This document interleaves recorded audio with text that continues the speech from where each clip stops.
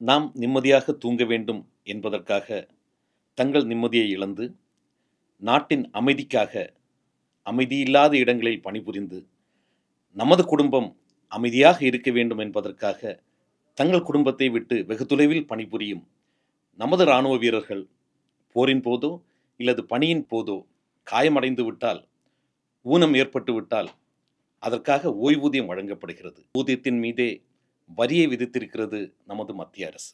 இதுதான் இன்றைய பேச்சு பொருள். சுதேசிமித்திரன் நேயர்களுக்கு வணக்கம். நான் உங்கள் கோகுல்.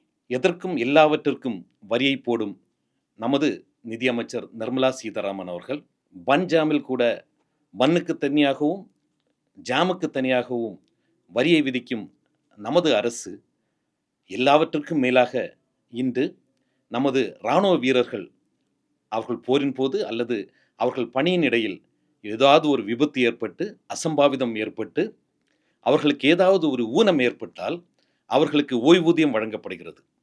அந்த ஓய்வூதியத்தின் மீது வரியை விதிக்க தயாராகிவிட்டது நமது மத்திய அரசு. கடந்த பட்ஜெட்டின் போது நமது நிதியமைச்சர் நிர்மலா சீதாராமன் அவர்கள் இதை அறிவித்துள்ளார். 2019ஆம் ஆண்டே சிபிடிடி எனப்படும் central board of direct taxes ஒரு அறிவிப்பை வெளியிட்டது.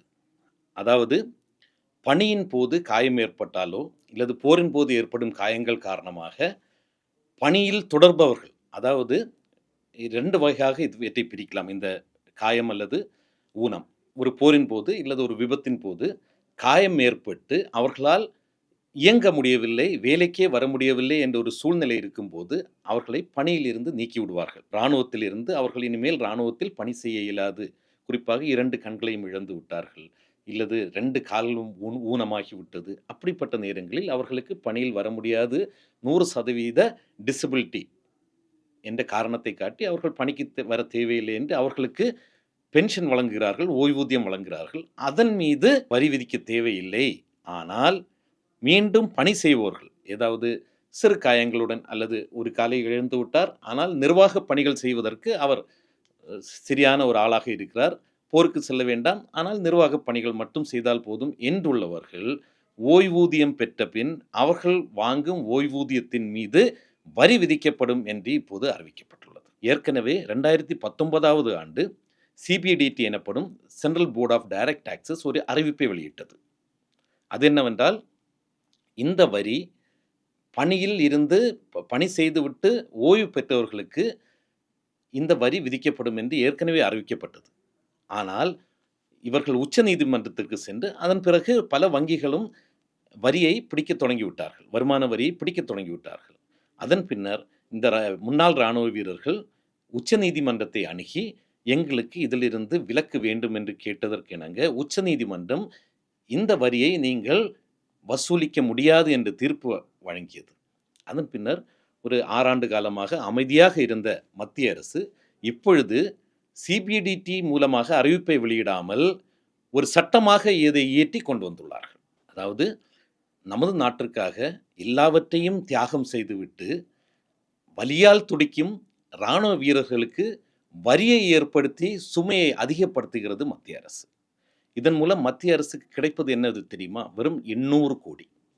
வெறும் 800 கோடி லாபத்திற்காக நமது நாட்டிற்காக உயிரை கொடுக்க கூட தயாராக இருந்து தங்கள் உடைமைகளை இழந்து தங்கள் வாழ்வை இழந்து தங்கள் சரீர பாகத்தையே ஊனமாக மாற்றியிருக்கும் இராணுவ வீரர்கள் மீது அவர்கள் வாங்கும் அந்த ஓய்வூதியத்தின் மீது இந்த 800 கோடி லாபம் செய்வதற்காக வரியை விதித்திருக்கிறது மத்திய அரசு. உலகின் 3வது பெரிய பொருளாதார நாடு, 4வது பெரிய பொருளாதார நாடு என்று கூறிக்கொண்டிருக்கும் நாம் வெறும் 800 கோடி ரூபாய்க்காக நமக்காக எல்லையில் போரிடும், எல்லையில் பாடுபடும் நமது இராணுவ வீரர்களை இவ்வாறு வஞ்சிக்கலாமா?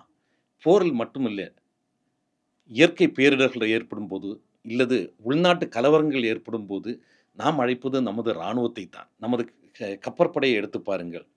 பல நாடுகளுக்கு நிவாரணப் பொருட்கள் வழங்குவதற்காக பல நாடுகளில் இயற்கை பேரிடர்கள் ஏற்படும் போது அந்த நாடுகளுக்கு நிவாரணப் பொருட்கள் வழங்குவதற்கு செல்வது நமது கப்பற்படை தான்.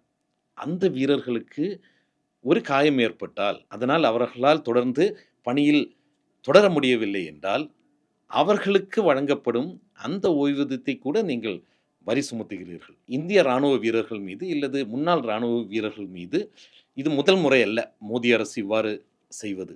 OROP எனப்படும் அந்த திட்டத்தை கூட சரியாக செயல்படுத்த முடியாமல் முன்னாள் ராணுவ வீரர்களை வஞ்சித்தது இந்த மோடி அரசு. இவ்வாறாக முன்னாள் ராணுவ வீரர்களையும் நீதிமன்றத்திற்கு அழைத்து சென்று பழிவாங்கும் நடவடிக்கைகளில் கூட இந்த அரசு ஈடுபட்டு வந்தது. ஒரு முன்னாள் ராணுவ வீரர் ஒருவர் அவர் காயம் ஏற்பட்டு அவருக்கான அந்த கிடைக்க வேண்டிய சலுகை தொகைகளை ராணுவம் கொடுக்காமல் அதற்கு பின் அவர் தீர்ப்பாயத்திற்கு சென்று அவருக்கு ஆதரவாக ஒரு தீர்ப்பை பெற்று வருகிறார். அதற்கு எதிராக அரசு நீதிமன்றத்தை நாடுகிறது. அதாவது நாட்டிற்காக பணியாற்றிய ஒருவரை எதிரியாக பார்க்கிறது இந்த மத்திய அரசு. யோசித்து பாருங்கள். எல்லார் மீதும் வரியை சுமத்துகிறார்கள், நம் மீதும் வரியை சுமத்துகிறார்கள். நாம் கொடுக்கும் வரி, அந்த வரி பணத்திலிருந்து நம்மை காக்கும் ராணுவ வீரர்களுக்கு ஒரு 800 கோடி ரூபாய் செலவு செய்வதற்கு இந்த அரசு தயாராக இல்லை. ஆனால் திரு மோடி அவர்கள் கடந்த 10 ஆண்டுகளில் அவர் வெளிநாட்டு பயணங்களுக்கு செலவு செய்தது மட்டும் 800 கோடி. அந்த 800 கோடியை நமது ராணுவ வீரர்களுக்கு கொடுத்தால் அவர்கள் சந்தோஷமாக இருப்பார்கள். இது அவர்கள் தியாகத்திற்கு நாம் செய்யும் ஒரு நன்றி கடன். அவர்கள் வேறு எதுவும் கேட்கவில்லை. சமூகத்தில் அவர்களுக்கு ஒரு கண்ணியத்துடன் அவர்கள் வாழ வேண்டும், சமூகம் அவரை கண்ணியத்துடன் நடக்க வேண்டும் என்பதற்காகவே இதை கேட்கிறார்கள். நாம் பொதுவாக ஜெய் ஜவான் ஜெய் கிசான் என்ற தாரக மந்திரத்தை சொல்வோம். கிசானை ஒழித்து விட்டோம், விவசாயிகளின் நலனை பாதுகாக்க முடியாமல் விவசாயிகளை தற்கொலைக்கு தள்ளிவிட்டு கொண்டிருக்கிறோம். இப்பொழுது ஜவான் நமது இராணுவ வீரர்களையும் நம்மால் பாதுகாக்க முடியவில்லை. இராணுவ வீரர்கள் கண்ணியத்துடன் வாழ வேண்டும், அவர்களுக்கு நாம் நன்றி கடன் செலுத்த வேண்டும். அதை விட்டுவிட்டு அவர்களுக்கு ஏற்படும் அந்த ஊனம், அது வெறும் ஒரு ஊனம் அல்ல, அவர்கள் தியாகத்தின் சின்னம், அவர்களது வீரத்தின் சின்னம். இவற்றை மதித்து நடக்க வேண்டும். அவர்களுக்கு என்றும் நன்றி கடன்பட்டவர்களாக இந்த சமூகம் மாற வேண்டும், இந்த நாடு மாற வேண்டும், இந்த அரசும் மாற வேண்டும். ஊனமுற்றோருக்கான ஓய்வூதியத்தின் மீது மத்திய அரசு விதிக்கும் இந்த வரியினை உடனடியாக திருப்பி பெற வேண்டும். இராணுவ வீரர்களுக்கு மரியாதை செலுத்துவோம், நன்றி கடன் பட்டவர்களாக இருப்போம் என்று கூறிக்கொண்டு விடைபெறுகிறேன். நன்றி, வணக்கம்.